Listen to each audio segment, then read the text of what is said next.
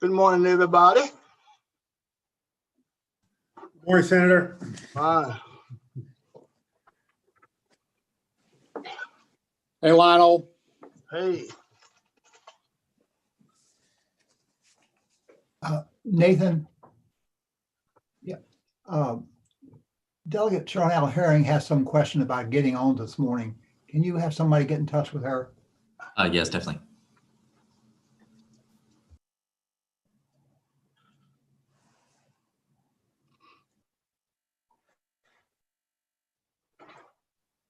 Hello, Lionel Sproul. Good morning. I want a bicycle for Christmas.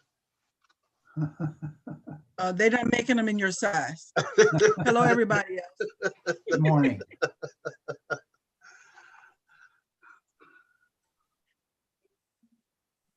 Morning. Good morning, Betsy. I can. Senator Locke and Senator Sproul. Good morning. Hey, Betsy. How are you doing? I'm great.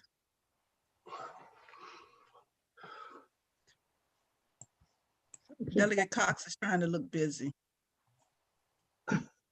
I like the operative word trying because it's sort of my whole life. Good morning. Good morning. Good morning. Hello.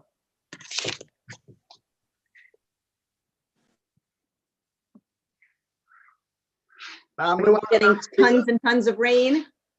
Yes.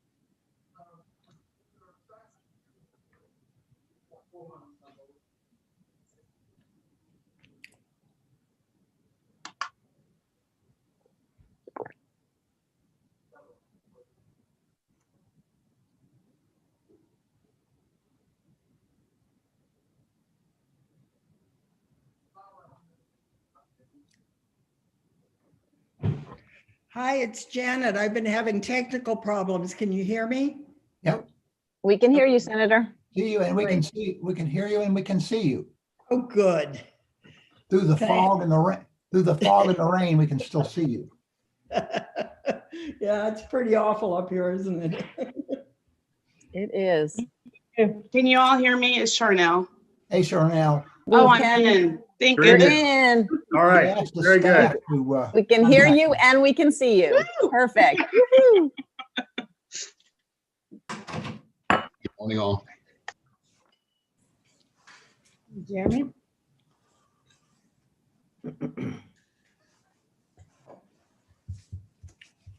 So how are we doing on attendance? How are we doing on attendance? I think we're getting close. Let's do a tally here and let you know here shortly. Okay. Ken, this is Tommy. Can you hear me, sir? Yes, sir. I certainly can. All right. Thank you very much. Good morning. Good morning to you.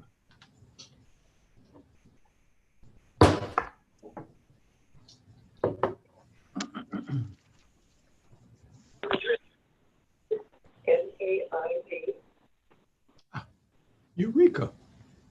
There's all kinds of people here.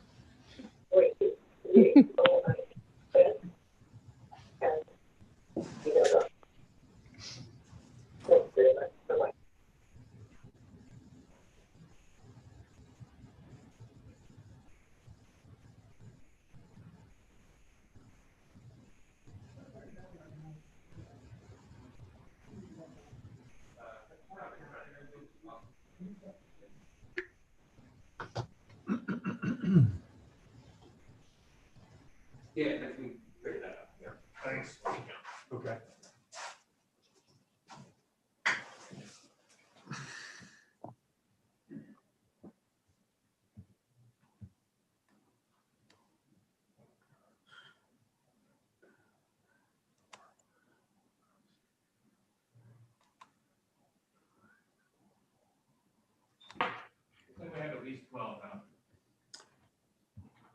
Mr. Chairman, we're up to 12 members as of now. Okay. All right.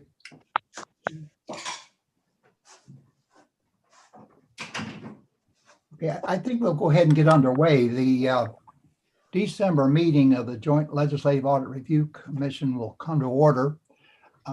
Thank you for joining us on this wet, soggy day.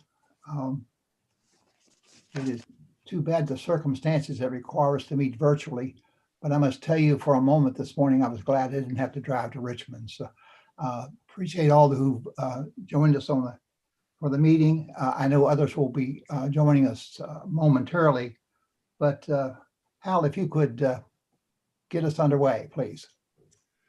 Thank you, Mr. Chairman. Good morning, Mr. Chairman, Madam Vice Chair, and members of the Commission. Welcome to the last meeting of JLARC for 2020. I'm Hal Greer, the Staff Director.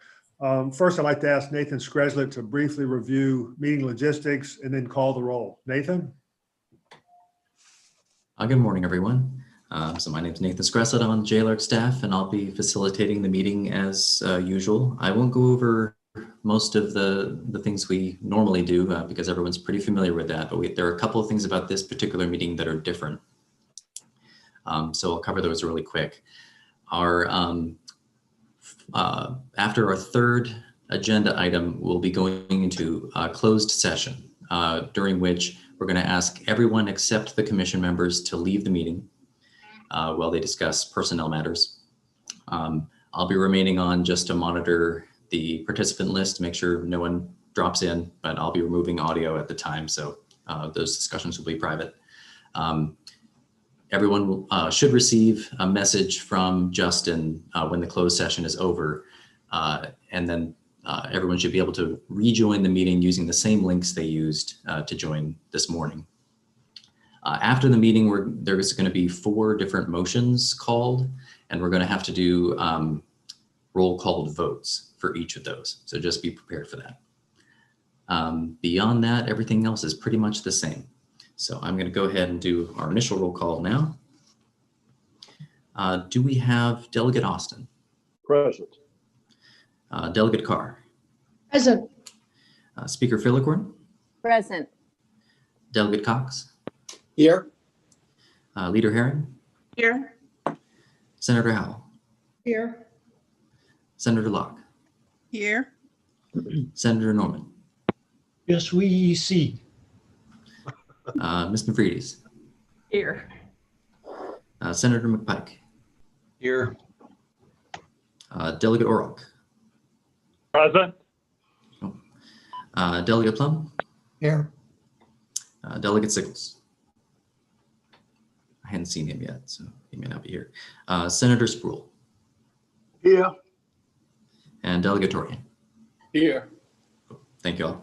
We'll try and be as efficient with those when they come up as we can. With that, I'll turn us back over to Hal. Real quick. Yeah. Nathan, it looks like Delegate Sickles is one of the attendees and needs to be brought in. Good. He just joined, so let me promote him. Thank you, Nathan. Mr. Chairman, I'd like to briefly run through the agenda this morning, which is a full agenda.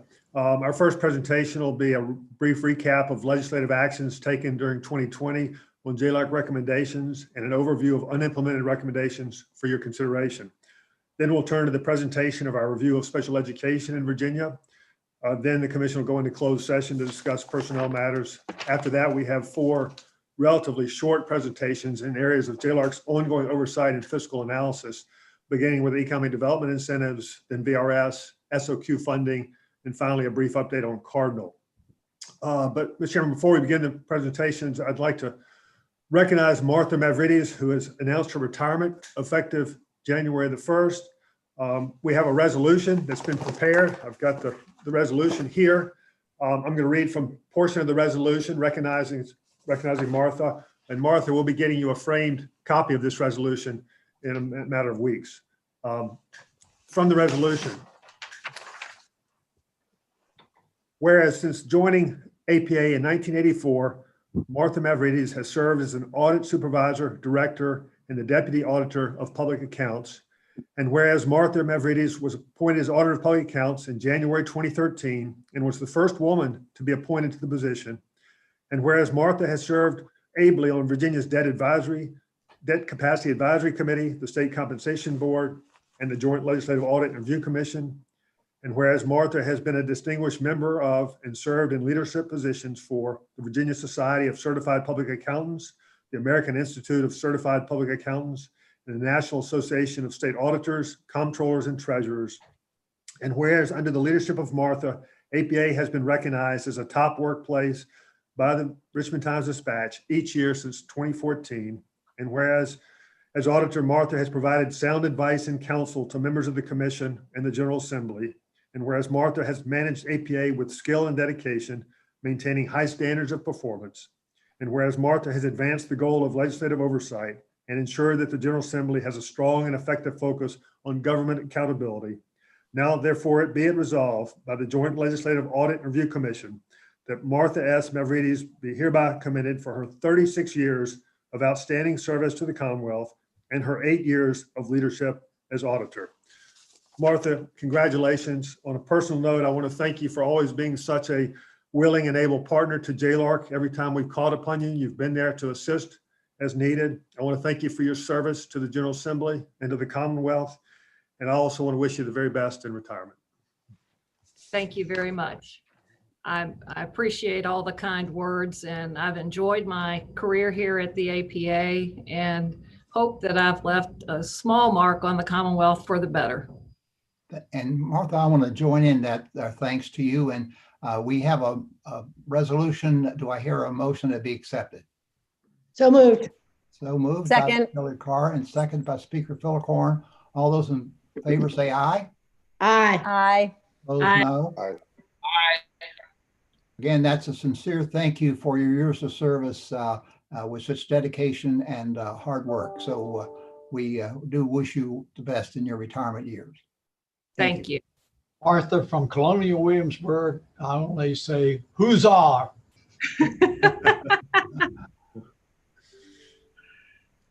All right. So with that, then we could move forward. Hal, with your report on impacts and recommendations for legislative action. Yeah, thank you, Mr. Chairman. Now to our presentation of impacts and recommendations for legislative action.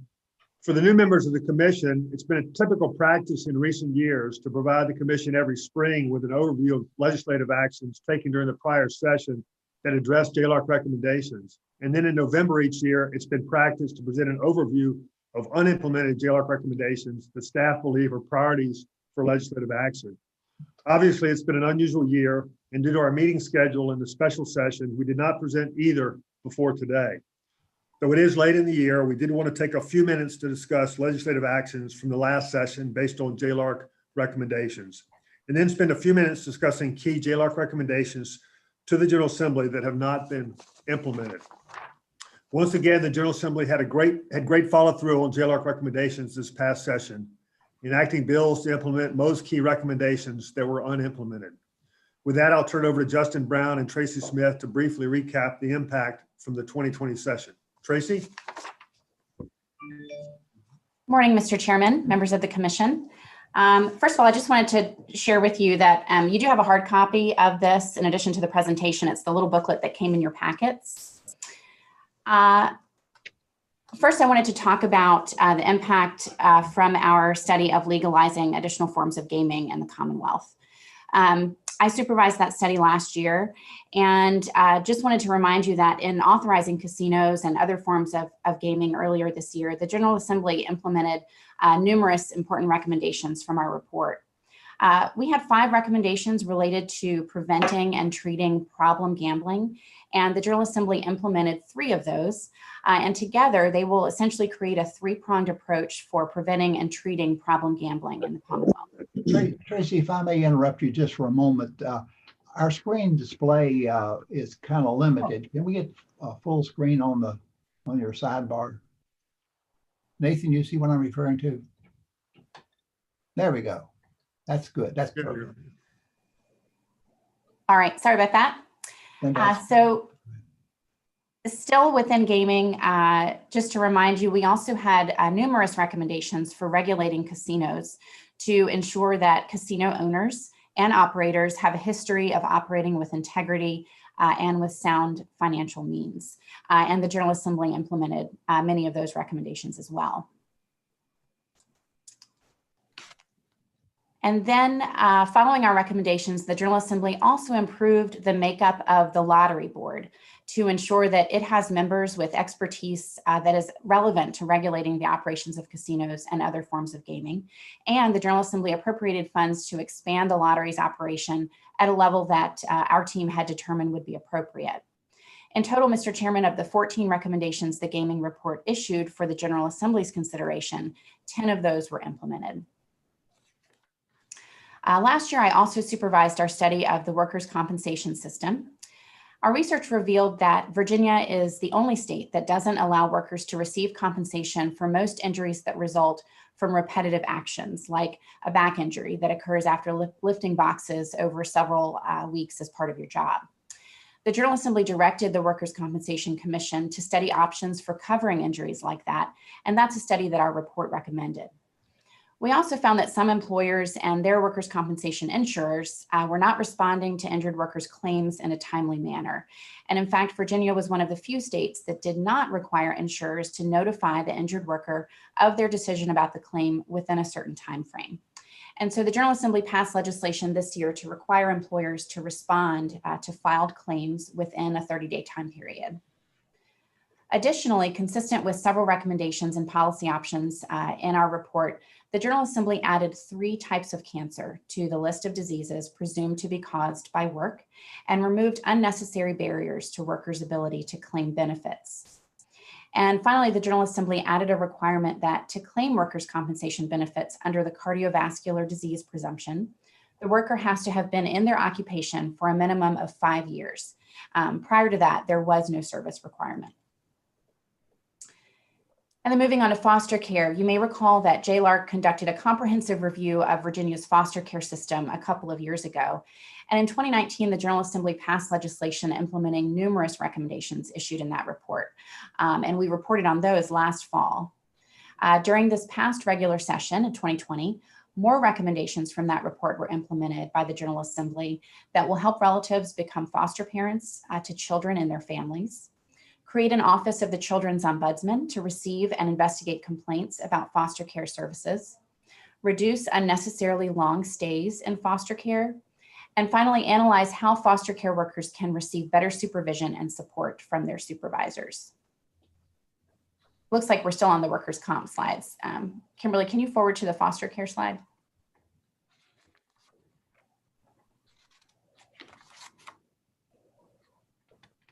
I think we are maybe having some technical difficulties here.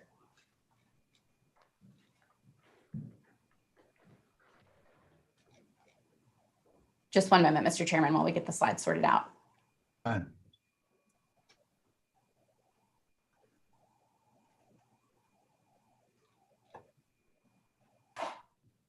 There we go. There we go. All right, well, that wraps up the portion of my presentation from the impacts, and I'll turn it over now to Justin, who will talk about the studies that were under his supervision. Thanks, Tracy. Looks like maybe we lost the slides again. Are you able to share the slide deck? Yeah, let me. I'm having trouble with the setup. Okay, give me 1 second. I'm going to try to share these slides from my screen. If you give me 1 second. Can you, let's see, where are they? It should be in the impact. That's not gonna, on issues. Commission meeting. PDF, I think. PowerPoint. Oh, yeah.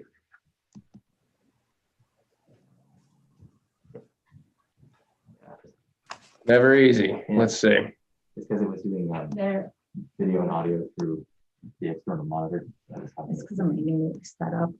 If you go to, I think I got it.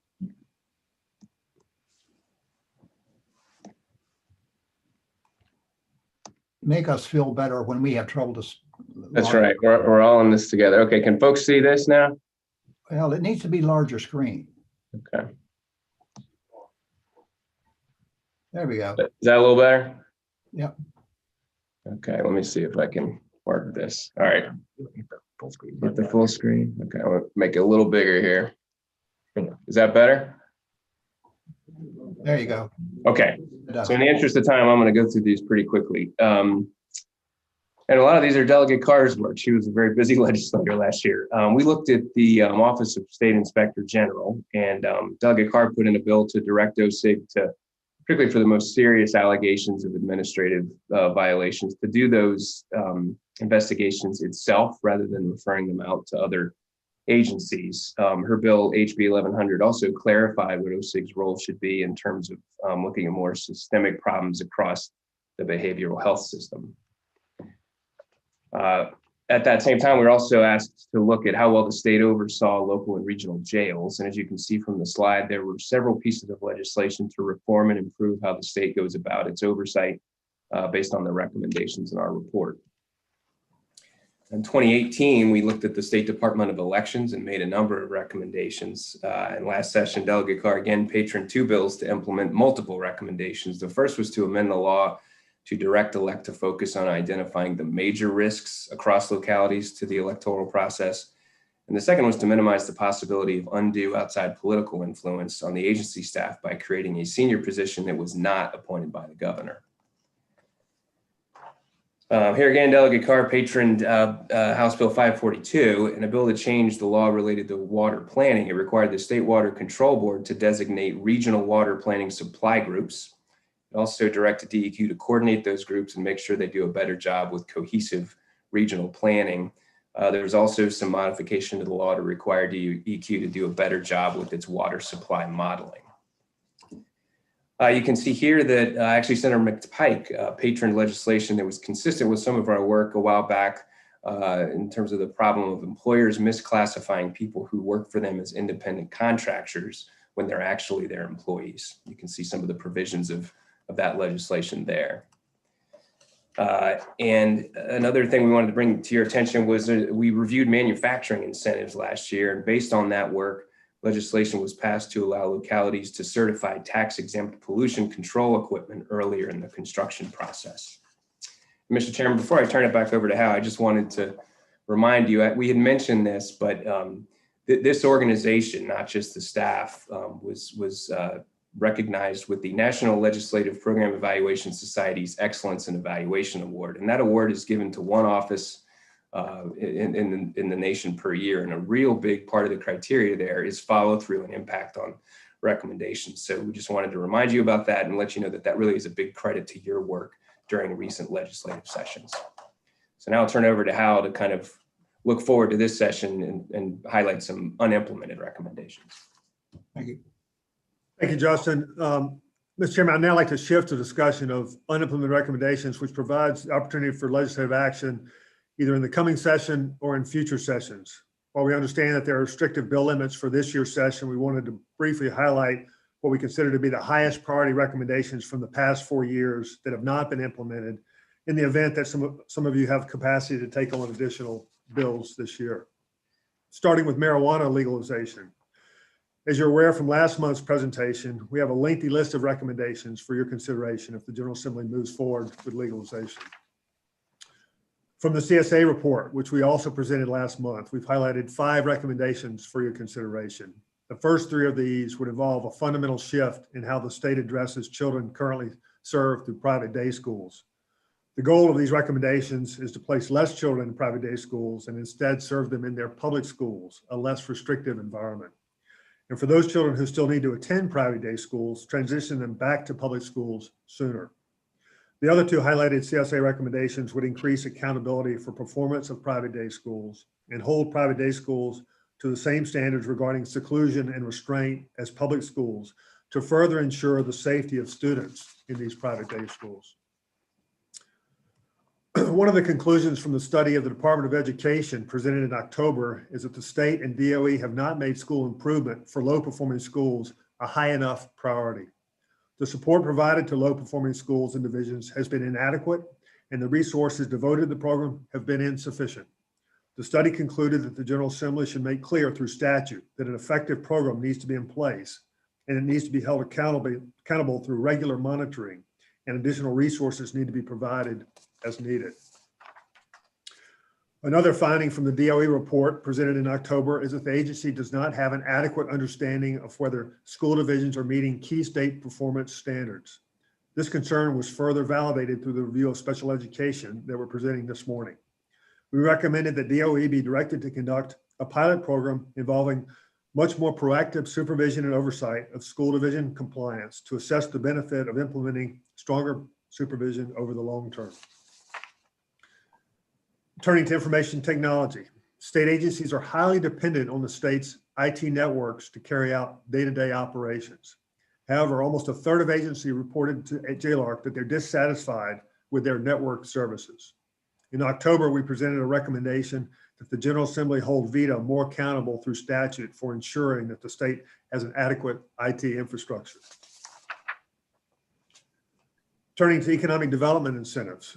You may recall that one of the recommendations from our report on infrastructure and regional incentives in September was to eliminate the coal tax credits because there's no valid basis for continuing them. In addition, we recommended in the same report that if the real property investment grant is maintained, awards should be restricted to projects that will provide significant economic benefits or contribute to community revitalization. We're also highlighting two other recommendations regarding economic development incentives, both pertain to data centers. In 2019, we conducted an in-depth review of data centers and concluded that it would be beneficial to remove the minimum job creation requirement for data centers in distressed areas or enterprise zones, which has been an impediment to locating them in those areas. We also concluded from our review that now would be a good time for the state to step back and evaluate our strategy going forward with regard to data centers. The state has been highly successful to date with attracting them, but is becoming increasingly competitive to do so. And the exemption we're providing is quite generous, and the potential tax revenue exempted is substantial. The report recommended that the General Assembly direct the convening of a work group to consider Virginia's path forward with regard to data centers. We have two recommendations from our workers' compensation review to further protect the rights of workers. The first recommendation would require insurers who deny worker benefit claims to notify workers that they do have the right to appeal denied claims through the workers' compensation process. Our study found that many workers are confused about or unaware of their rights.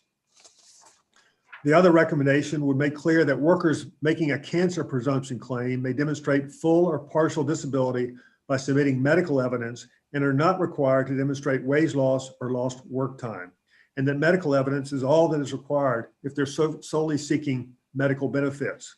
There currently is confusion and inconsistency in the application of the requirements. I'd also like to briefly highlight our recommendation from our 2018 report on the Department of Elections that it eliminate 2 political positions to avoid the risk of undue political influence. In the past, individuals in these positions have exercised inappropriate influence, and there does not appear to be any basis for having 3 politically appointed positions in this small agency. There's also an unimplemented recommendation from our 2017 report on the community college system that is needed to improve the dual enrollment system, which allows high school students to obtain college credits through courses taken. The recommendation is for the General Assembly to direct higher education institutions to report on credit given for dual enrollment courses so that dual enrollment courses and policies can be improved to maximize their benefit to students. And finally, Mr. Chairman, one of the key recommendations that was not implemented from our early childhood study back in 2017 is the recommendation that the state take steps to strengthen the home visiting program intended to reduce maternal substance abuse. Our research found that strong such programs can have tremendous payoff. Mr. Chairman, that concludes the presentation. I'll be glad to take any questions. And in the coming days, we're happy to discuss any of these implemented recommendations further with any of you and assist with drafting legislation.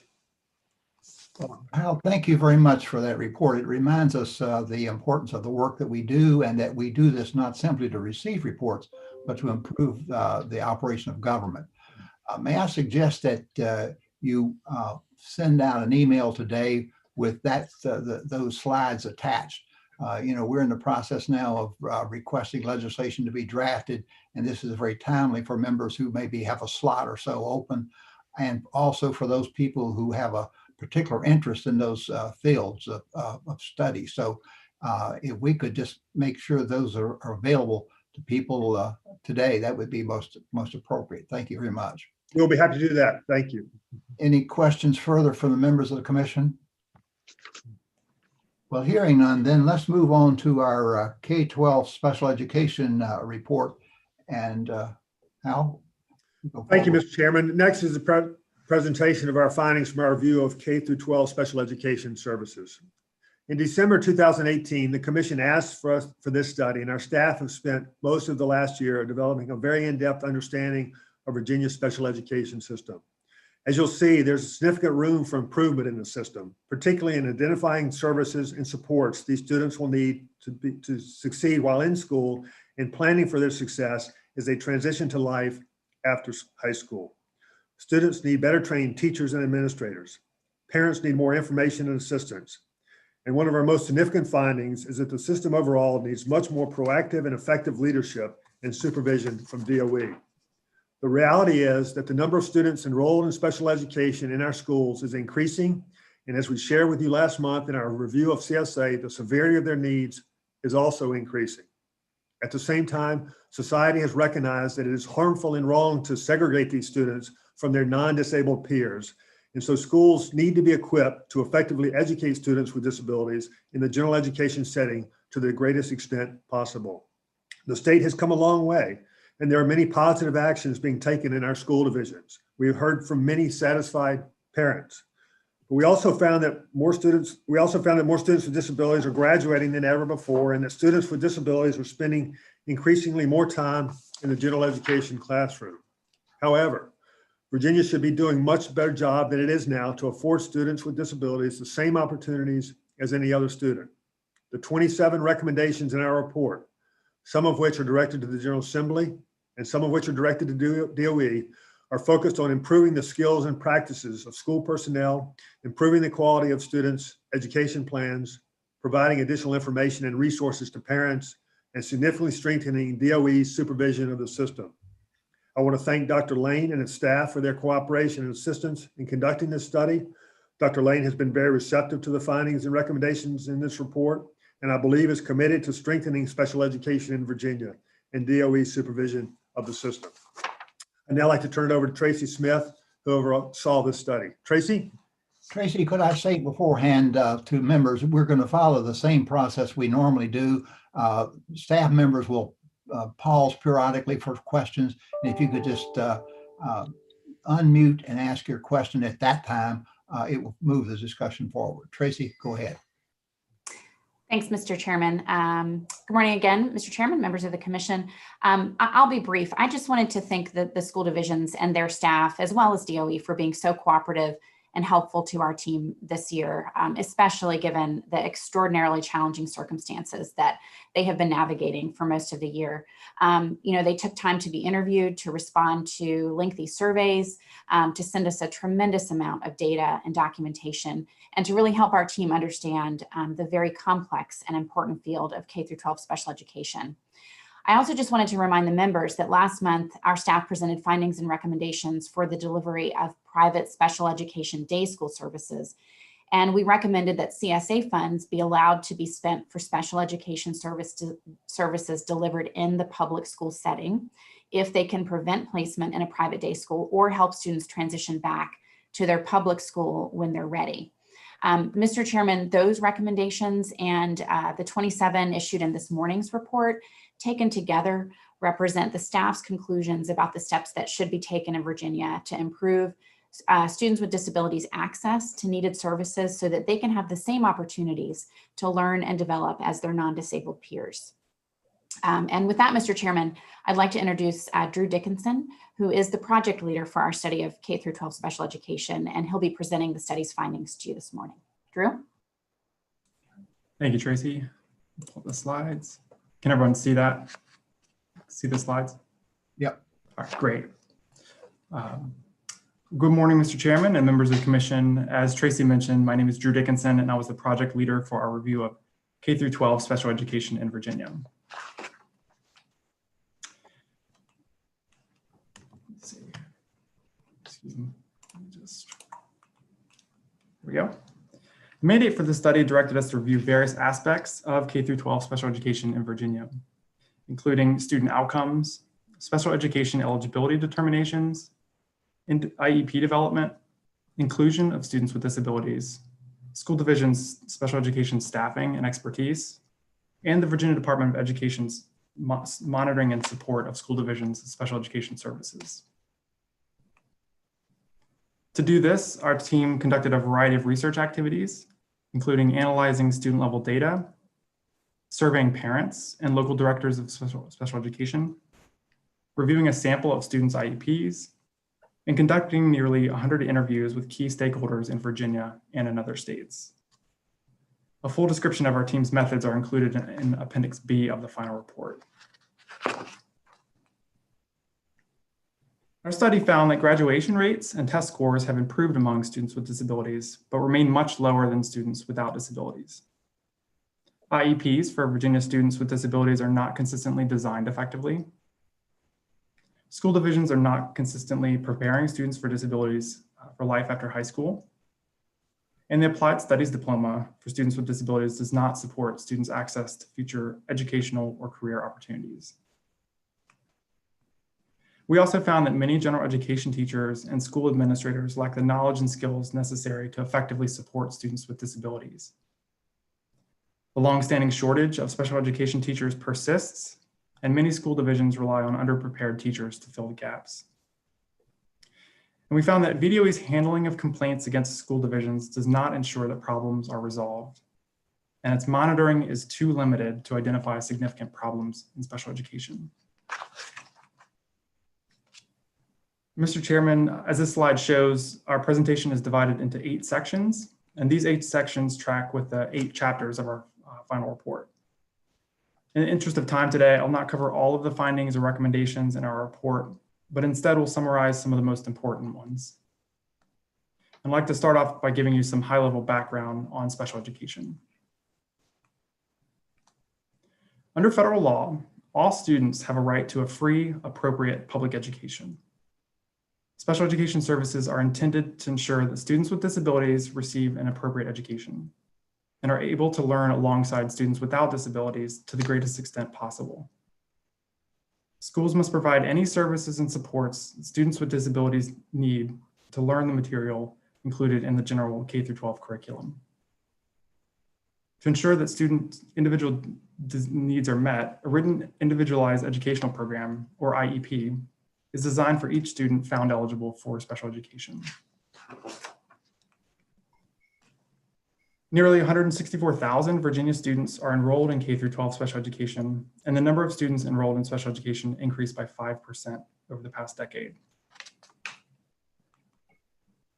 And over the past decade, the proportion of students with certain disabilities has shifted. Most notably, the proportion of students in special education with autism more than doubled. And this follows national trends as awareness of autism has increased. And as I'll discuss later, most students enrolled in special education are instructed in the general education setting with their non-disabled peers. About 95% of students with disabilities are served in the public school setting. And on average, Virginia students with disabilities spend about 3/4 of their day in the general education setting. In fiscal year 2019, most funding for special education came from local sources. On an inflation-adjusted basis, federal and state spending on special education has decreased over the past decade, while local spending has increased. And I should note that this graphic does not include state and local funding through CSA for private day schools. And as our report notes, if CSA funding were to be included in the figure, total state funding would still show a decrease, but by 2% rather than 13%. The Virginia Department of Education is responsible for supervising Virginia's special education system and ensuring that Division of Special Education Services comply with federal and state laws and regulations. VDOE has 55 staff in the area of special education with responsibilities that include finance and budgeting, eligibility and instructional support, dispute resolution services, and monitoring, technical assistance, data analysis, and reporting. Federal funds account for almost all of VDOE's central office funding for special education. Mr. Chairman, I'll pause here for a moment to see if there's any questions from any members. Questions from members? Hearing none, let's go ahead. All right, thank you. The first set of findings I'd like to highlight are our findings related to SOL performance and graduation rates among students with disabilities. Chapter 2 provides much more detail on these findings, but I wanted to note that our research indicates that outcomes of Virginia students with disabilities are improving. But there's still room for improvement, especially considering some of the findings I'll share with you on later slides. We've also identified some red flags in student performance and outcomes that we think warrant attention by VDOE going forward. Virginia's Standards of Learning, or SOLs, establish minimum expectations for students' knowledge and skills at the end of each grade or course. SOL assessments are intended to measure students' success at meeting those expectations and are considered a measure of academic performance. Almost all Virginia students with disabilities take SOL assessments. We found that SOL pass rates among students with disabilities have improved, but still lag pass rates among students without disabilities. This slide shows that the percentage of students with disabilities passing their math SOL assessments has increased in recent years, although pass rates remain lower than those of students without disabilities. About half of the half of the performance increase appears to be attributable to the introduction of a new math test in the 2018-19 school year, which contributed to an increased pass rates among students with and without disabilities statewide. Similarly, reading SOL pass rates have also increased for students with disabilities since the 2012-2013 school year, but only slightly. And a wide gap still remains between students with and without disabilities. And I should note that student performance on SOL assessments varied across regions, disability types, and racial groups. Of note is that students living in VDOE Region 8, which includes divisions such as Lunenburg, Nottoway, Amelia, Prince Edward, Halifax, were the least likely to pass their math and reading SOLs. Black students with disabilities were also the least likely to pass both math and reading SOLs in the years we examined. And if you're interested in learning more, Chapter 2 provides more details on our findings related to SOL performance among students with disabilities. Our study found that graduation rates have improved among students with disabilities and are lowest for students who are Black who had more severe disabilities. The proportion of Virginia students with disabilities who graduate high school with at least a standard diploma has increased since 2008. Although the gap in graduation rates has narrowed, students with disabilities in Virginia are still 30 percentage points less likely to graduate with at least a standard diploma than students without disabilities. As with SOL pass rates, students with disabilities living in Region 8 and Black students with disabilities were among the least likely to graduate with at least a standard diploma over the past decade. The report also notes that the gap in graduation rates between Black students with disabilities and students with disabilities of other races have narrowed over the past decade. However, a 13 percentage point gap still remains. If you're interested in learning more, Chapter 2 provides much more detail on our findings on graduation rates, and how they vary by disability, racial group, and region of Virginia.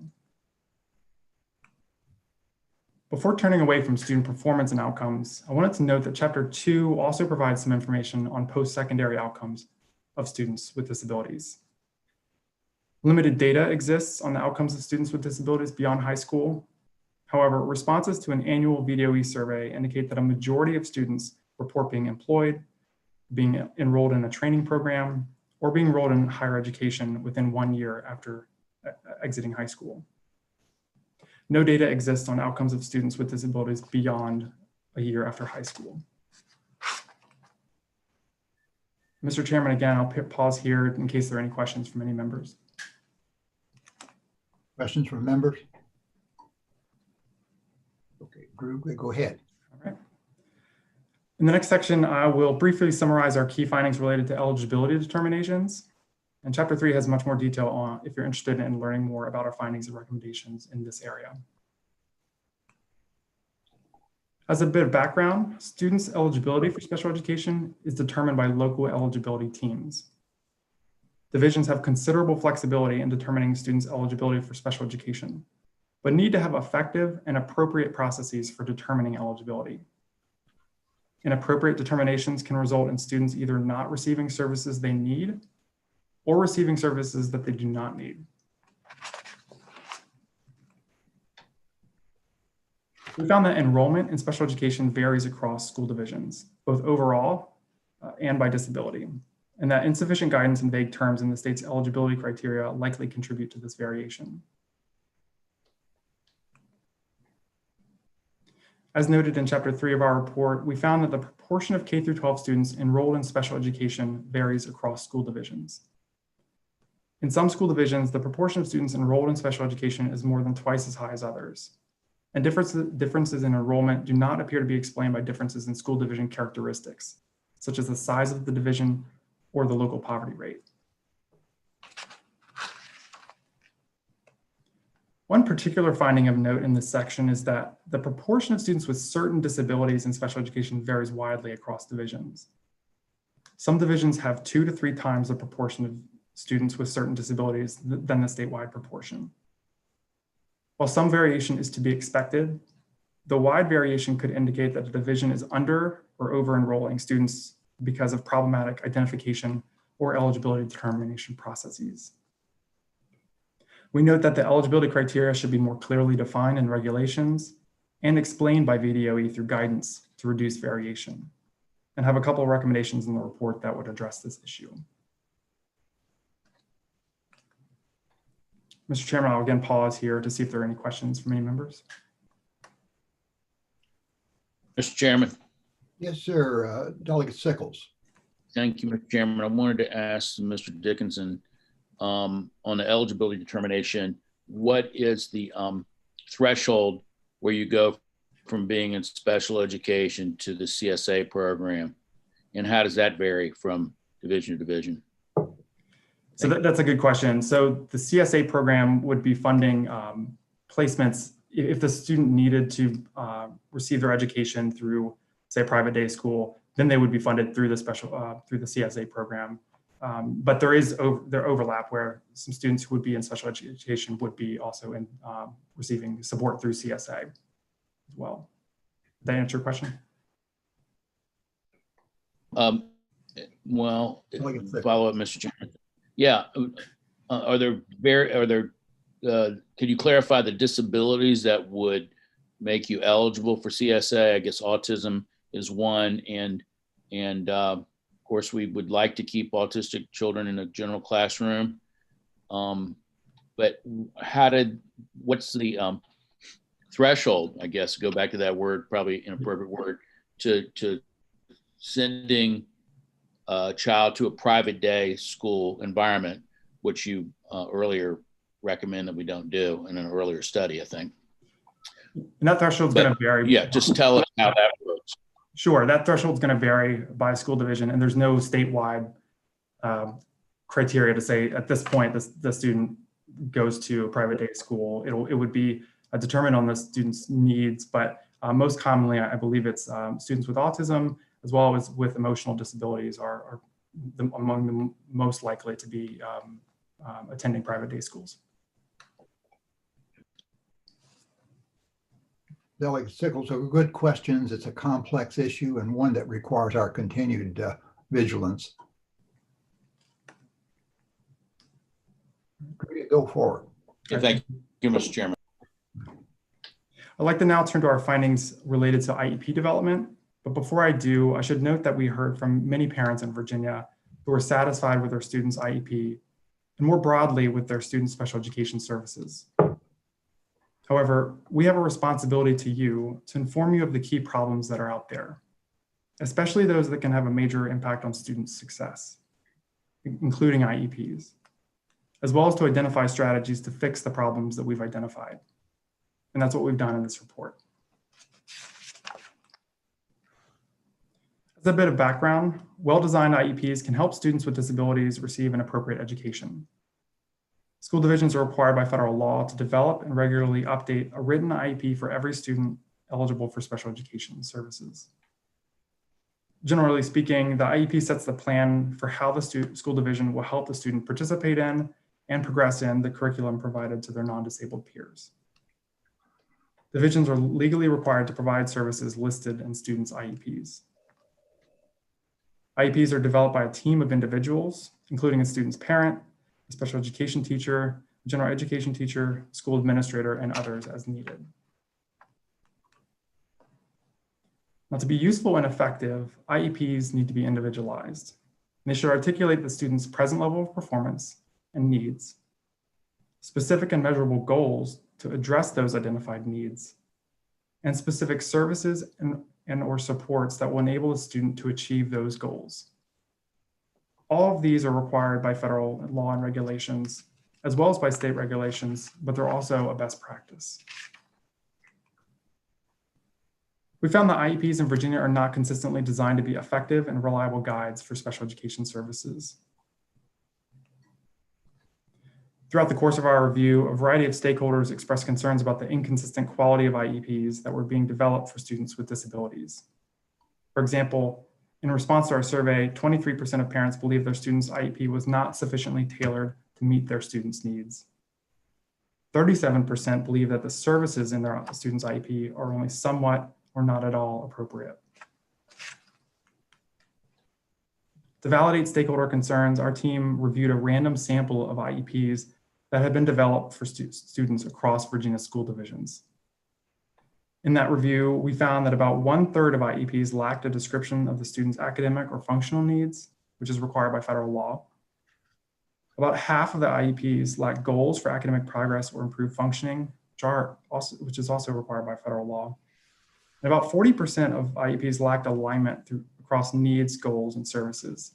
So for example, a student's IEP may have included a description of a certain need that the student had, but contained no goals or services to address that identified need. We found that variation in IEP quality appears to be due in part to insufficient knowledge among key school staff about IEPs and their roles in designing them. We found that the key factors that contributed to non-compliant IEPs included inexperienced special education teachers, a reliance on provisionally licensed special education teachers in some divisions, and a lack of knowledge about IEP development among general education teachers and school administrators. We have recommendations in Chapter 4 of the report that would help ensure that all IEP team members are knowledgeable of the IEP development process, their role in IEP development, and what an effective and appropriate IEP looks like. We also give some examples of states that VDOE could use as a model to improve its guidance that it currently provides to special education teachers and IEP teams. And this slide just summarizes those recommendations. One other likely contributing factor to non-compliant IEPs is that parents commonly report not having sufficient time to review the IEPs before consenting to them. It is clear in federal law and regulations, as well as in state regulations, that IEPs should be developed collaboratively with parents. Federal law requires that IEPs be developed at the IEP team meeting. However, in practice, IEPs are often drafted by school staff in advance of IEP team meetings, both in Virginia and in other states. Currently, IEPs drafted in advance of IEP team meetings are not required to be shared with parents, a practice that is not in alignment with federal guidance and does not support meaningful and informed parental participation. The report notes that other states have required that IEPs be shared with parents in advance if drafts are developed by school staff. We recommend the General Assembly follow suit and require school divisions to provide a draft IEP to parents no later than 2 business days prior to the scheduled IEP team meeting if a draft is developed in advance of the meeting to support meaningful parental participation in the IEP process. And the last thing I'll note in this section is that despite the key role that IEPs play in the provision of effective special education services to students, VDOE currently provides minimal monitoring of the quality of IEPs across divisions. The quality of IEPs are generally only assessed if school divisions are subject to an in-depth on-site monitoring review, which currently only occurs in about 4 school divisions per year. As noted in Chapter 3, VDOE already has much of the information and tools necessary to improve its monitoring of the quality of IEPs in Virginia. We recommend the General Assembly direct VDOE to conduct structured reviews of a sample of IEPs each year to ensure that they're high quality and in compliance with state and federal laws and regulations. Mr. Chairman, I'll pause here to see if there are any questions that members may have. Questions from members? This is a key recommendation. It may take a while for it to sink in, but certainly there's time to deal with staff afterwards if you have more further details. Otherwise, Drew will go ahead. Thank you, Mr. Chairman. In this next section, I'll summarize some of our key findings related to transition planning for students with disabilities, as well as the Applied Studies diploma. According to national data, individuals with disabilities are more likely to face barriers to employment and further education than individuals without disabilities. For example, in 2019, individuals with disabilities were twice as likely to be unemployed than individuals without disabilities, and half as likely to have earned at least a bachelor's degree. National research demonstrates that transition planning and transition services in high school can lead to better post-secondary outcomes for students with disabilities. Divisions are required by federal law and regulations, as well as by state regulations, to help students with disabilities prepare for life after high school.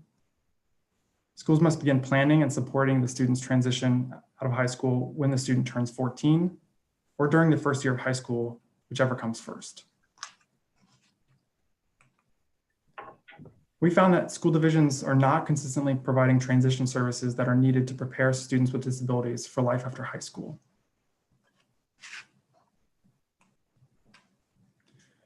A substantial number of parents with transition-age students reported that practices that are required by federal and state law and regulations were not occurring prior to the COVID-19 related school closures. For example, 38% said that no transition assessment had been conducted for their student, something that's required by federal law and regulations, as well as state regulations.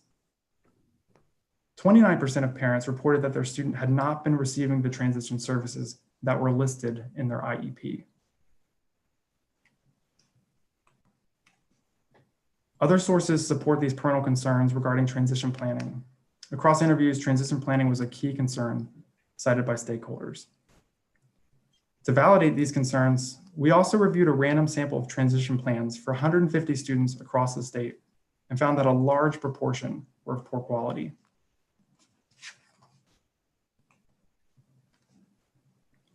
VDOE currently does minimal monitoring of transition planning in Virginia. And the data that it does use to monitor transition planning is both self-reported and problematic for understanding the extent of problems. Because an estimated 23,500 students with disabilities will exit high school in the next 2 years, we believe that timely action by VDOE is warranted. In the near term, we recommend the General Assembly direct VDOE to conduct a one-time targeted review of the transition sections of a random sample of students' IEPs in each school division, and certify that all instances of non-compliance that they identify have been corrected before the end of the 2021-22 school year. For the longer term, we recommend that the General Assembly direct VDOE to develop a plan for improving its oversight over transition services for students with disabilities.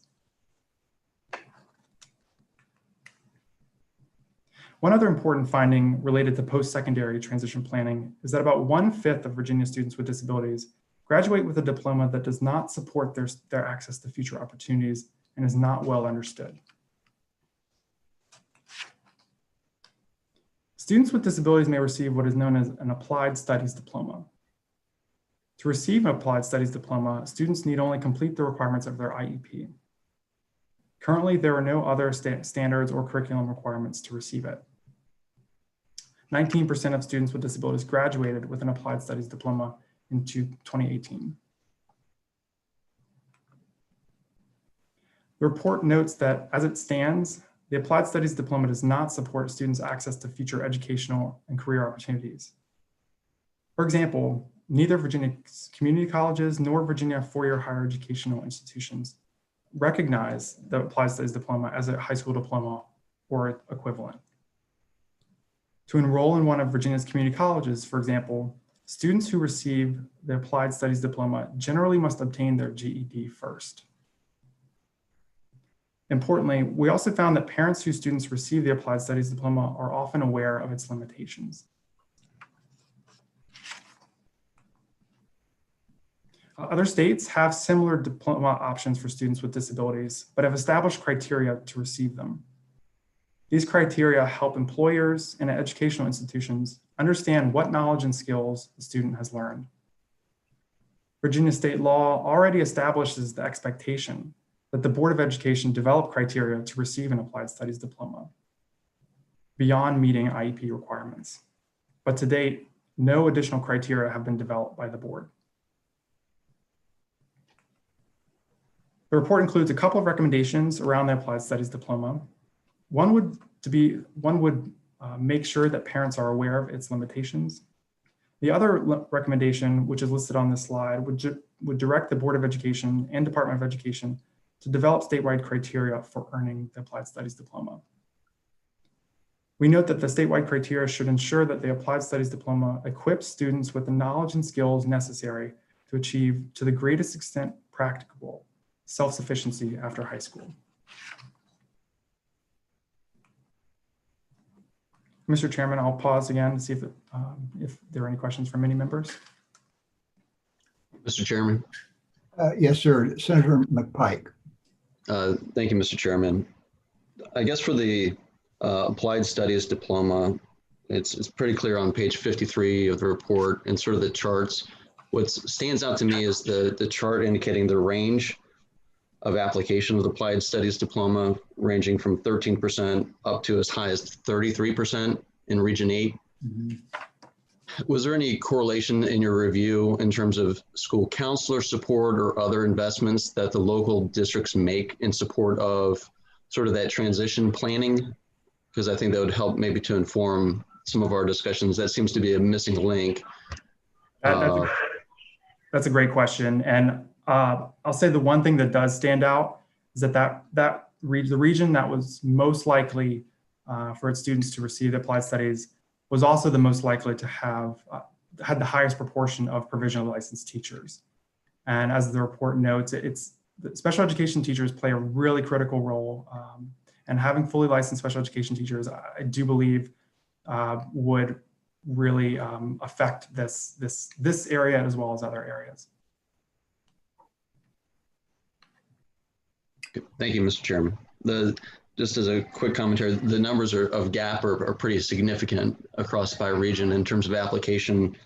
And I think that the piece of informing parents as they develop an IEP that the applied studies diploma is not a GED equivalent. In fact, if they wish to do continued studies, they have to get a GED even with an applied studies diploma, as I read the report.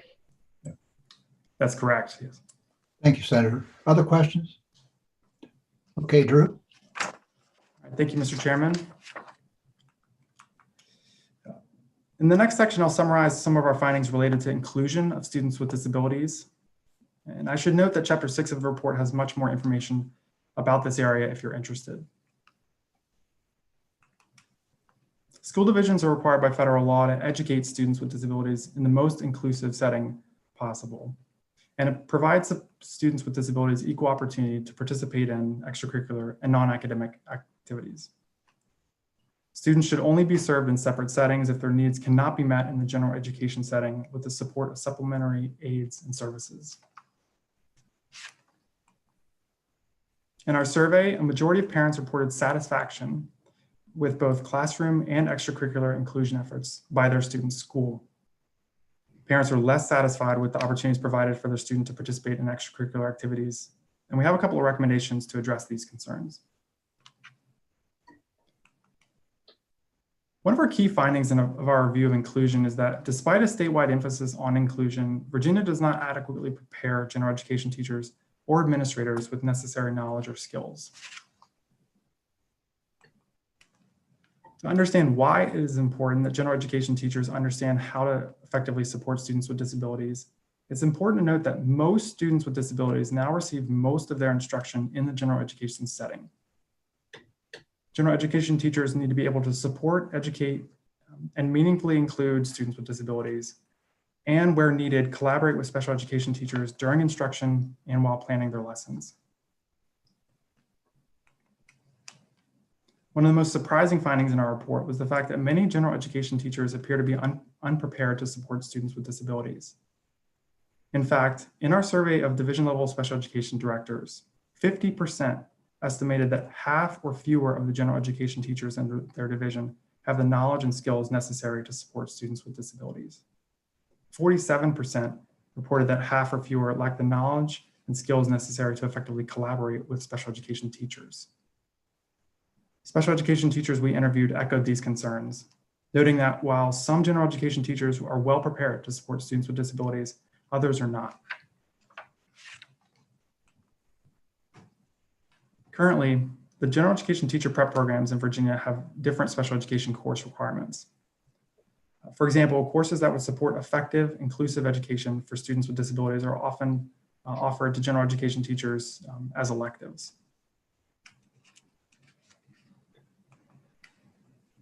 We have two recommendations in the report that are intended to improve the knowledge and skills of both future and current general education teachers. We note that ongoing professional development in the area of supporting students with disabilities could also be required and may be needed, but that such a decision should be made in the context of the numerous other professional development requirements currently placed on teachers. Chapter 6 of our report also discusses the inconsistent knowledge and skills among building level administrators and includes a recommendation to address this issue. Mr. Chairman, I'll pause here, see if there are any questions from members.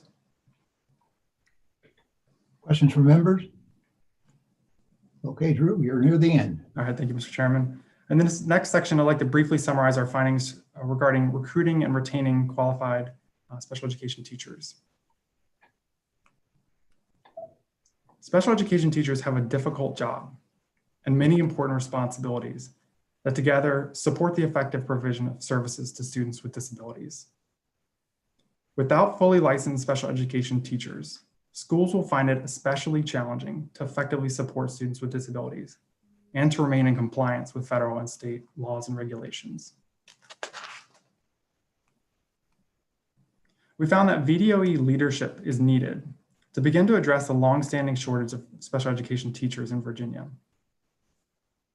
You're likely already aware that Virginia has a shortage of special education teachers, and we hope the information we provide in the report will help you understand why we think that VDOE needs to take a more active role in supporting divisions in their efforts to recruit and retain qualified special education teachers in particular. We found that divisions rely more heavily on underqualified teachers in special education than in other subject areas. In the last school year, for example, an estimated 15% of special education teachers were only provisionally licensed, compared to 5% in other subject areas. We estimate that about 30,000 students with disabilities were being taught by a provisionally licensed special education teacher in the 2019-2020 school year, prior to the COVID-19 related school closures. Divisions also rely more heavily on long-term substitutes in special education than in other areas. During the 2019-2020 school year, divisions varied in the extent to which they were relying on provisionally licensed special education teachers. While some had no provisionally licensed special education teachers, there are quite a few divisions in which over a third of their special education teachers were provisionally licensed. I should note here that the high and low ends include both large and small school divisions. Of note is that divisions in Region 8 were the most reliant on provisionally licensed special education teachers in the previous school year. As I mentioned earlier, students with disabilities in Region 8 had the lowest SOL scores and the lowest graduation rates. And they were also the most likely to receive the Applied Studies diploma.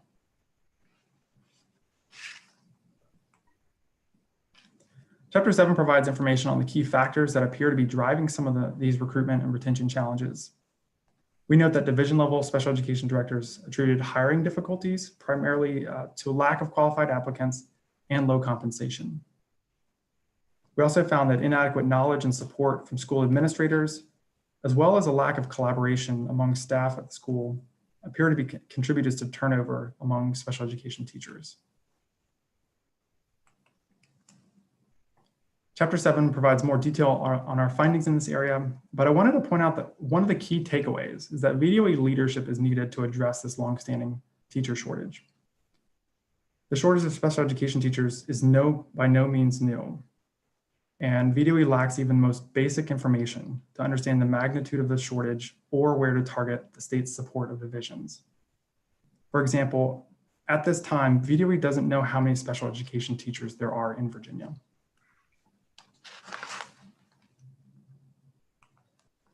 We have a recommendation to direct VDOE to develop a strategic plan for helping divisions recruit and retain qualified special education teachers.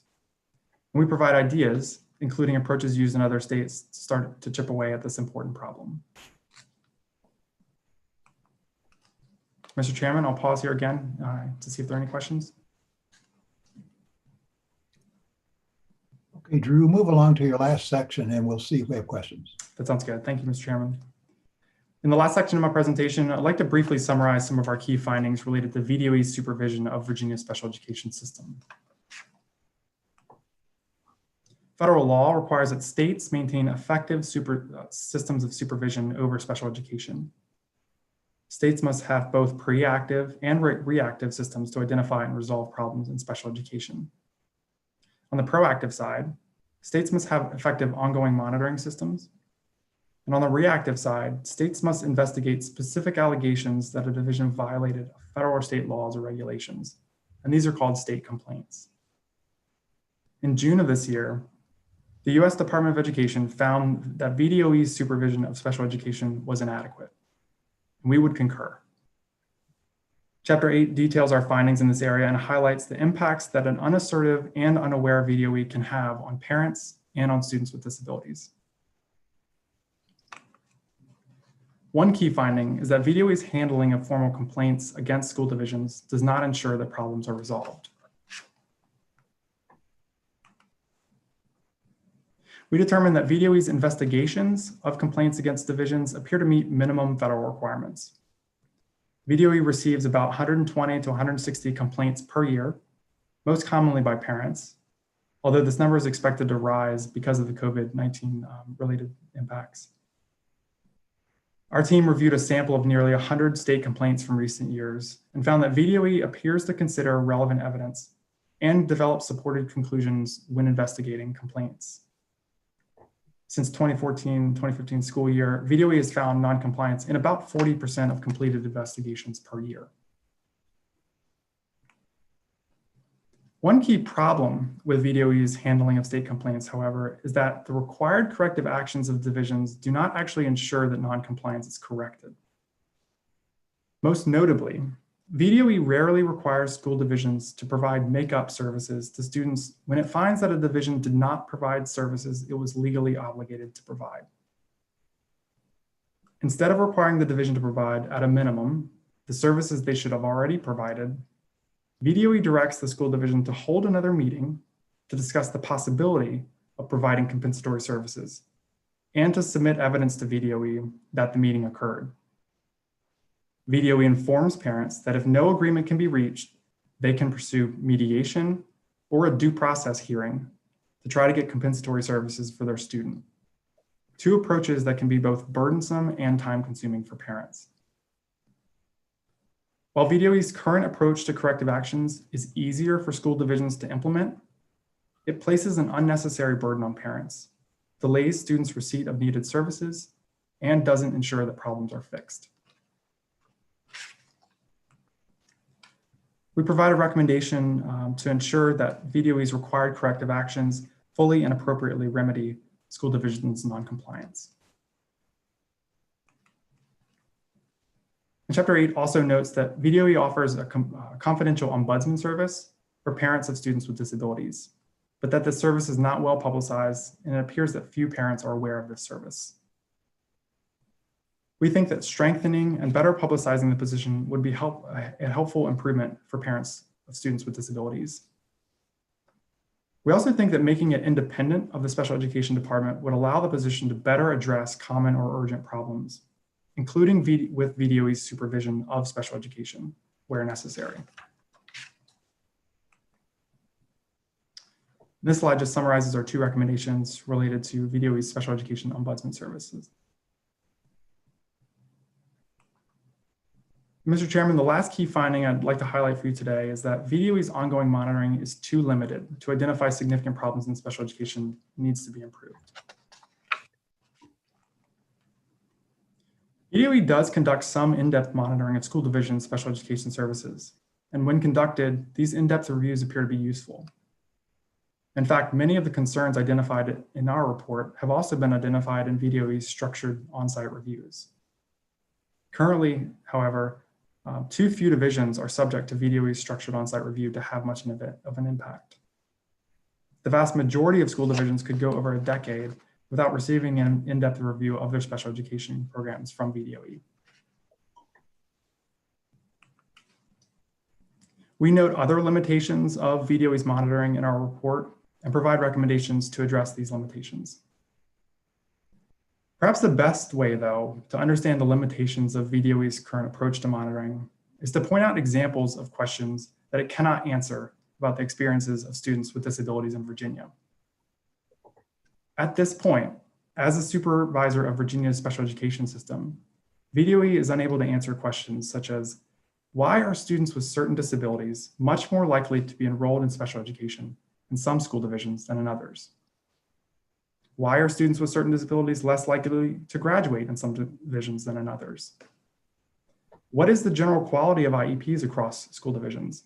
And where should divisions focus greater attention to ensure that students have useful and effective IEPs? And are divisions taking basic steps to prepare students with disabilities for life after high school? In the report, we have examples of other important questions that VDOE cannot answer, and believe it's important that VDOE strengthen its monitoring efforts to make sure that it's aware of key problems that students may be encountering. The good news is that feedback from division level special education directors suggests that additional monitoring by VDOE and the technical assistance that follows the monitoring would be beneficial and well received. Most division level special education directors reported being satisfied with VDOE technical assistance and guidance in the area of K-12 special education. VDOE already has a lot of the information and tools it needs to improve its monitoring capabilities. And Chapter 8 provides examples of how VDOE could leverage its existing data and tools to improve its monitoring of special education. The leadership at VDOE has signaled their intention to implement our recommendations and to improve VDOE's monitoring of special education. The report notes that some of the improvements recommended in the report may require additional state funds for VDOE, but that VDOE should first consider opportunities to more efficiently use its existing resources or to reprioritize its current use of federal funds. To make sure that VDOE is taking appropriate steps to develop an effective monitoring system in the area of special education, we recommend that VDOE develop a plan for improving its monitoring and submit the plan to the General Assembly by next November. And these next couple of slides just summarize our key findings again. In the interest of time, I won't read through them. And that concludes my prepared remarks, Mr. Chairman, but I'm happy to take any questions that you or other members may have at this time. Mr. Chair, it's Charnel. Yes, Delegate Herring. Thank you. And thank you so much for that presentation. I want to go back to the compensatory services. And I have to admit, it's a little shocking that it's sort of not immediate, and I can understand perhaps I'm trying to understand why it wouldn't be. Yeah, I mean, I understand each child is different and there are different needs and how to get those compensatory services delivered properly. But what else is going on? Has this been tradition that it's not immediate, or is this, yeah, if you could Sure. elaborate a little bit, because it is shocking. So yeah, so there's two things I'll address. In terms of why a school division wouldn't have provided it, it could be a logistical issue. It could be that they provided the wrong, say, additional instruction that they should have provided. There's just a variety of reasons why they couldn't. It's not just that they're just with not doing it. But in terms of why the school divisions are not required to provide services, at a minimum, those that were already supposed to be provided, I'm not sure, but it is certainly easier for a school division to implement that, and less, it requires less assertiveness by VDOE. And so I think that at a minimum, at least giving the student the services that they need, that they were supposed to receive at a minimum. But there may be other impacts that the delay in services caused. And so we also think that those should be considered going forward. So that was a long answer to your question, but did that answer it? I think sort of. Yeah, and I didn't know if it's just resource that, it's not immediate because, there needs to be taken into account. Do they have the resources to provide the compensatory services, or, yeah. And I just hate to, the thought of parents going through these sort of hoops, honestly. And then just the delay for the child. So I was just trying to get a better handle, but I'm glad that was highlighted in the study, because I think it's something that's very important that we need to address. So I appreciate it. Thank you. Thank you, Delegate Herring. Other questions? Mr. Chairman. Yes, sir. Delegate O'Rourke. Yes, sir, Mr. Chairman. Delegate O'Rourke. Yeah, quick question, if I may. In doing the survey, were individual special ed teachers involved, or was it just their administrators? It was the division level special education director. So each division would have a special education director or equivalent. And so we surveyed those, and we interviewed teachers in the different regions of Virginia. Okay, Mr. Chairman, and not a question, just kind of observation from my years of teaching and interaction with many special ed teachers. They found it difficult, while they had a passion for that type of instruction, given they were paid the same as regular teachers, but already have tremendously more administrative duties.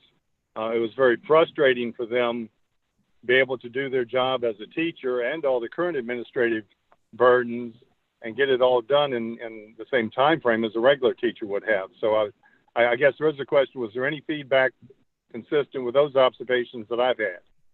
Sure, yes. One of the things that I just alluded to in this presentation, but we have more details on our report, is that we reviewed survey responses from 20 VDOE's working condition survey of teachers. And we looked at to see what was driving turnover among special education teachers in Virginia school divisions. And as I mentioned, some frustration with the administrators, as well as a lack of collaboration and support from within their school were contributing factors to that. But Mr. Chairman, if I may, one follow. Yeah, Delegate O'Rourke.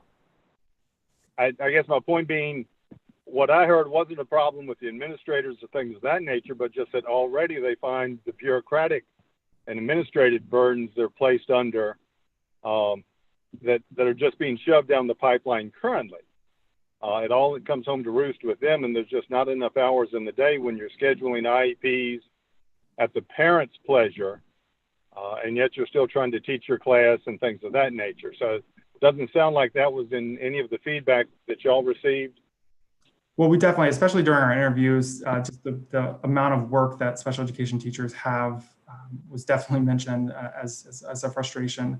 And one of the things that would help with that is to make sure that we have enough fully licensed special education teachers so that fully licensed special education teachers aren't taking on the responsibilities as well as others in that school who may not be qualified or able to develop a good quality IEP. And so one of the things that we heard is that special education teachers that are fully licensed are often having to write the IEPs, help provisional licensed special education teachers write their IEPs. And so the idea would be to not have them have to provide so much support, which I think could alleviate some of those burdens. But for sure, yeah, the complexity was definitely expressed as a frustration. Okay. Thank you, Mr. Chairman. Mr. Chairman, Delegate Auroch, I just wanted to clarify too that in the plan that Drew and his team have recommended that VDOE come up with for recruiting and retaining special education teachers, Delegate Auroch, you mentioned teacher pay as an issue that you've heard of. And certainly I think that is a concern that special education teachers also raised with us. And so in that plan, we have recommended that graduated teacher pay for special education teachers also be considered as one mechanism that could be used to improve recruitment and retention. It definitely is a concern that we heard out in the field. Mr. Chairman, Tom. Thank you, Mr. Chairman. Yes, sir. Senator Norman. Thank you very much, sir. In light of the fact that the General Assembly is now controlled by Northern Virginia, I was particularly interested in an article that I read in the Washington Post, which in itself is a rarity, but it's talking about the online teaching.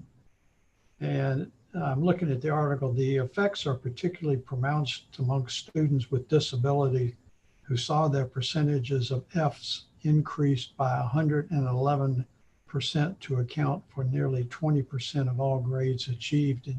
And I realize it was not part of the study, but Mr. Chairman, I do think it's something we need to pay particular attention to, that many of these students with disabilities are already struggling, and under this online teaching situation, I just worry about them getting further and further behind, and whether we'll have the opportunity through remediation with, as Chanel was talking about, limited resources being applied to it. I don't think it's something we can ignore, sir. Thank you for that comment. I think it's totally appropriate. May I suggest we have the Superintendent of Instruction for Virginia, Dr. James Lane, I believe is with us, and we might ask him if he would be willing to give his reactions report, and then we'll continue our discussion. Dr. Lane, are you with us? Yes, thank you, Mr. Chairman and members of the Commission for having me today. I want to take a moment and thank Drew, Tracy, and Hal and the team from JLARC for working so closely with us on this. And we are absolutely committed to making the enhancements in this report. We have been waiting for some time for this report so that we could begin enacting new policies at the DOE. We certainly look forward to those actions that require the General Assembly or the Board of Ed as it relates to regulations to be made so that we can implement those pieces as well. And in fact, this week, to show our commitment to immediate action, we will be making an announcement about our new 5-year monitoring process to make sure that we're monitoring every school division this week. In addition to that, the DOE has taken historically a needs-based approach, where we awaited opportunities for school divisions to self-report to us some of their compliance issues so that we could work with those school divisions that had the most need. But it's clear from this JLARC report that we need to be working in every school division, and we're going to do that. There are 5 major themes in this report. You've heard them already: federal monitoring, improving IEPs, improving dispute resolution, improving family engagement, and eliminating the teacher shortage. These will certainly be complex matters, but items that we can address. But it will take additional resources from the Virginia Department of Education. As you saw, we are primarily federally funded in this area. And to move from the needs-based approach to a whole state approach to monitoring, we do believe that we will need some extra support, not only at the department, but in school divisions to be able to do this work. We, again, are taking immediate action. I will be meeting with superintendents and their SPED directors in the morning to walk through this report with them so that they can be aware of the increased monitoring to expect from the VDOE moving forward. And We plan to work closely with JLARC and the federal government and the OSEP report to close out those findings as well. And so again, in short, I just want to thank JLARC for this report. When you released your report on our management in October, I think one of the things that was clear in that is that when problems are identified, we correct them immediately. When I came to the department 2 years ago, we had the largest number of financial findings in the state. And I'm happy to report that I think that when you see the next audit, you'll see almost no findings at the Department of Education. That's because when issues are brought to bear, we address them immediately. And I think you can look forward to us doing that with special education as well. So thank you, Mr. Chairman, for the opportunity to respond. Mr. Chairman. Thank you, Superintendent Lane. Speaker Fillicorn. Thank you, Mr. Chairman and Superintendent Lane. I'm pleased to hear your comments, and I know that you all have been working on this for quite a while also waiting for this report. I wanted to thank JLARC staff for putting this together. I can only imagine it took a lot of time, a lot of energy, a lot of effort, but as you've heard, a lot of concerns from all of us as we look at the findings naturally. And I think Senator Norman is correct in light of where we are with this pandemic, and we're even more concerned. But I believe that this is very timely. There's a lot that needs to be done. I believe that we will move forward and we can make sure.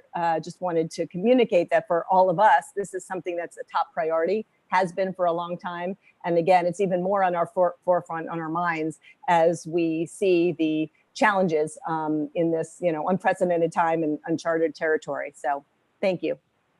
Mr. Chairman. Yes, and Senator Howe. Thank you, Mr. Chairman. The one thing that I'm feeling optimistic about from this report is that, as devastating as it is, people are taking it very seriously. And I would just like to put a point on, we have had for the last 4 years an administration in Washington that has been very laissez-faire when it comes to enforcing various education priorities and laws. And I think that's going to change rather quickly and dramatically in the coming months. So I do sense a real urgency for us. The last thing we need is a federal lawsuit. Let's get this done ourselves first. Thank you, Senator Howe. Mr. Chairman. Yes, Mr. sir. Chairman. Sickles. Mr. Chairman, I have a question for Secretary Lane or Superintendent Lane. What is his assessment of the various school divisions' desire and ability to take on a CSA program? Well, thank you, Delegate Sickles. Obviously, I think the school divisions are still absorbing the report that was issued last month, but I think the school divisions are very favorable to JLARC's recommendation that that program come to the DOE. I think that will make it a lot more efficient, and I think they'll be very positive about that once we get that moving. Thank you. Okay. Other questions or discussion? Well, thanks to the staff members who are involved in what is a really very critically important report. And thank you for being so direct with your recommendations. I think everyone involved appreciates that. And Superintendent Lane, we continue to be pleased with your willingness to recognize the job that needs to be done and being willing to move forward on it aggressively. So thank you very much. We look forward to future updates on what's happening. Do I have a motion that JLARC receive the report? So moved. So moved. And is there a second? Second. Second. All those in favor of the motion that JLARC receive its commission receive its K-12 special education report will say aye. Aye. No. Again, thank you for the staff for this. It's the point and put time now for us in the meeting to deal with personnel matters. And Senator Howe, I believe you have a motion. Yes, sir, Mr. Chairman. I move that the Joint Legislative Audit and Review Commission convene a closed meeting under the Virginia Freedom of Information Act to discuss and consider the reappointment of the JLARC director and a recommendation for auditor of public accounts pursuant to the personnel exemption at Virginia Code 2.2-3711A1. Okay, you've heard the motion. It's the motion that's required for an executive session. I do want to, before we deal with the motion, I want to say to the public who may be watching, number one, on the report you just heard, we have a 130-page report that provides much more detail than you've seen on the screen. So if you're having any concern that maybe we didn't discuss as much as you would like us to do, be aware of the fact that we have much more detail and we'll continue to act on that detail. It also, though, is a situation that in terms of personnel matters that we go into executive session. And the motions made by Senator Howe specifies that we will deal only with personnel matters. We have to have a roll call vote on that motion. Mr. Clerk, would you call the roll? I'd be happy to. All right. Delegate Austin? Yes. Delegate Carr? Yes. Speaker Fillicorn? Yes. Delegate Cox? Aye. Leader Herring? Yes. Senator Howell? Aye. Senator Locke? Aye. Senator Norman? Aye. Senator McPike? Aye. Delegate O'Rourke? Aye. Delegate Plum? Aye. Delegate Sickles? Aye. Senator Sproul? Aye. Delegate Torian? Aye. And I wasn't sure if I should include Ms. McVreedy's in this roll call. I'm non-voting. Okay. All right.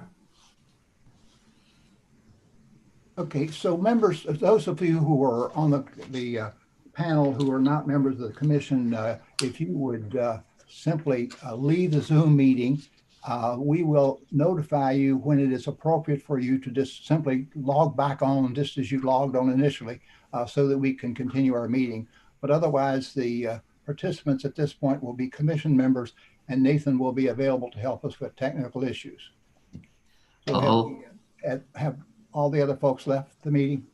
Let me check. I'll also mention for those who are watching this on the public stream, I'm going to deactivate that shortly, but if you subscribe to the JLARC channel, you should get a notification when we resume. Otherwise, you can just watch the channel page when it becomes live again.